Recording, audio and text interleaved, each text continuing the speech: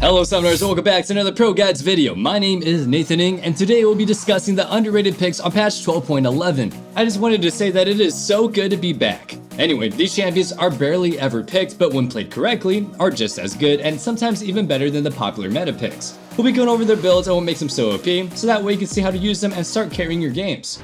We'll start things out with the top lane with Poppy. It's pretty easy for really strong tanks to become underrated picks because the class as a whole isn't really thought of as being able to hard carry games. And to some degree, that's a little bit true.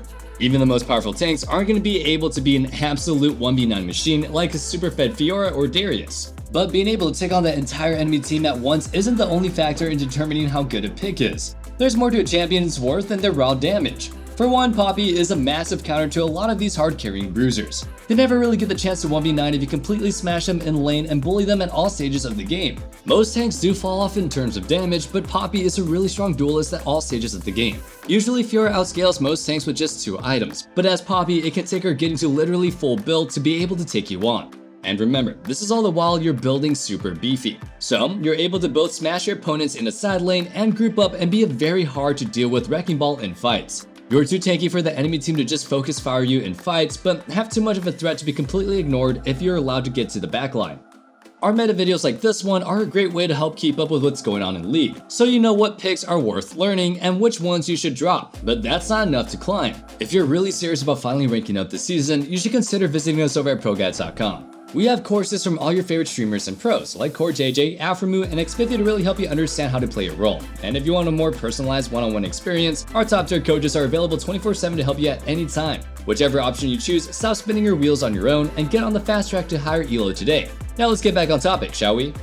The other underrated pick for top lane is Lillia. Lillia top isn't a new pick anymore, but it's still so underpicked that it definitely deserves a spot on this list. Honestly, I don't know how she isn't more popular.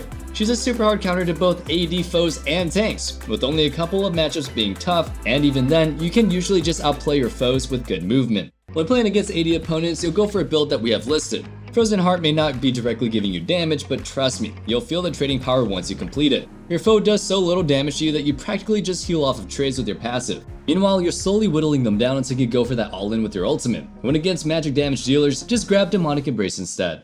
Teamfighting is definitely possible, but it's generally easier to go for a 2v2 and a 3v3 skirmish when you can, since you'll be able to have an easier time kiting in and out of fights. So try to split up the map and play with that as your plan in the mid to late game stages. If you have to 5v5, just do so when you have your flash up so you can go for a big sleep on the enemy team. Moving things into the jungle, the first pick that we have for you is Taric. We actually just added this to our tier list after it was brought to our attention by Light Rocket 2 that it was in a really good spot right now. It may sound troll, but the first thing that you have to get your head around is that Taric isn't just some support. His passive gives ridiculous damage to his auto attacks, plus it resets his cooldown, so the more you spam spells, the more you smack. And the more you smack, the more you spam spells. That's the key to abusing this pick. Basically, as long as you can keep auto attacking anybody, anything in fights, you can just keep rolling out the spells. The rune step that we gave is the go-to for as much sticking power as possible, but if the enemy team is coming at you in fights, you can run press the attack with the presence of mind instead. Taric also has a super flexible itemization path. The build that we have for you here makes him a very tanky fighter, but you can swap in support items like Arden and Knight's Vow, or go for a more bruiserish route. Items like Blade of the Ruined King and Death's Dance are surprisingly OP and fun on him. The other jungler that we have for you is Mundo. We talked a little bit about how strong Mundo top lane is now on our list, but he's being slept on way more as a jungler. The thing is, Mundo has always been what we refer to as a stat check champion. If he has the damage to kill you, he's gonna run down and kill you. There's not much room to outplay on either side. So when items are buffed or nerfed, even by the smallest amounts, it can have a big impact on him. And with this patch bringing a wave of buffs to multiple tank items, he's absolutely thriving. Next up for our mid laners, our first pick that we have for you is Singed.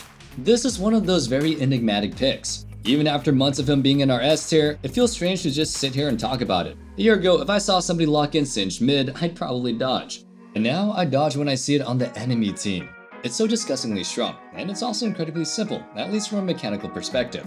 Push wave with Q, roam with Predator, and zoom in for a quick flip that leads to an easy kill. That's obviously just oversimplifying it a little bit. It's strong, but you have to learn the art of roaming effectively. Timing when you go for roams is a very important skill to master if you want to make picks like this work. If you struggle in that department, then you know our coaches can help at any time. Or just keep practicing, you got it. The other underrated mid laner that we have for you is Camille. For pretty much all of last season, Camille was the most disgusting top laner in the game. Now, in the current meta, too many strong picks in the top lane bully her, so she's pretty mediocre. but in the mid lane, she's a super good answer to the other melee champions. You beat them in lane and later on become impossible for them to deal with in the side lane. You're basically doing exactly what Camille used to do last season in top lane, but just in another solo lane right now. Camille definitely isn't alone as an underrated counter pick. I've seen so many weird niche answers to popular picks that work surprisingly well that could be its own video entirely. And that brings us to today's question of the day. What's your favorite super niche counter pick? Whether it's a little bit off meta or something completely off the wall, let us know your answers in the comments down below. Now without further ado, let's get back to the video. Moving things down to the bot lane, our very first carry is Veigar. With so much focus on how disgustingly strong Swain has been for the past couple of patches, it's very easy to overlook how OP some of the other mages are. Now that he's been nerfed, there's no ignoring that Veigar is the undisputed best mage, and probably best champ overall in this role again. He's got surprisingly strong early laning for a champion that also has insane scaling. You may think of him as an AFK farm champion, but if you do, you're thinking of him entirely incorrectly. Veigar doesn't need a ton of stacks of his passive. He doesn't really even need items. With level 6, your combo plus that of your support should be enough to 100-0 any squishy bot laner that gets caught in the baby cage. Our other bot laner is Seraphine. We've featured Seraphine as a bot lane carry in so many of our videos, it just doesn't really feel like I need to explain it too much. He's here a lot more often as a support, but she's just so much more powerful when you give her farm. She obviously has good utility in her kit, but she isn't one of those super low cost, super efficient picks like Janna, who can support with tier 1 boots and levels alone. Seraphine needs big AP and ability haste to really pop off in fights. So trust me, even if you're one of those players that claims that they play support because they hate farming, if you really enjoy playing Seraphine, abuse her as a bot lane carry. She's super easy to lane with, and teamfighting is all the same, except now you'll be useful, not an anchor. Now we have our support, starting with Syndra. Even though Syndra mid is in the worst absolute shape that it could be in, she's doing super well in this role. She's a solid lane bully who can provide a lot of pushing power and constant poke, so you can provide a ton of pressure while your ADC farms. And while most poke champions are super vulnerable to all-in attempts, she has her E, which totally allows her to disengage any foes. Post 6, she goes from spamming poke to having deadly all-in capabilities. You can nearly 100-0 most ADCs and enchanters with just a single rotation of spells, so as long as your lane partner isn't asleep at the wheel, you should be able to have super high kill pressure. Finishing off our list, we have Sona. Ever since her mini rework months and months ago, Sona has consistently been one of the highest win rate supports in the game. Despite that, she remains super underplayed. Most people just don't really like a slow, super passive early game, but I don't know. If it gets wins, it gets wins, and no one gives better late game insurance than her. It's pretty common for Sona players to try to max Q and do as much poke in lane as possible, but don't bother with that. Just max W, be as safe as possible, and you'll be infinitely more useful than your counterpart once you reach the team fighting portion of the game. And that wraps things up for our most underrated picks for patch 12.11. I hope you guys enjoyed the video, and if you did, make sure you sub so you never miss out on our meta guides, and you're always in the loop on what the best picks are. Remember to let us know what your niche counter pick is in the comments down below. And one last thing, don't forget to check out our Discord in the description box below, where you can discuss League further or just hang out and be part of the community. I can't wait to see you guys back in the next video, but until then, stay safe, stay healthy, and have a wonderful day. Peace.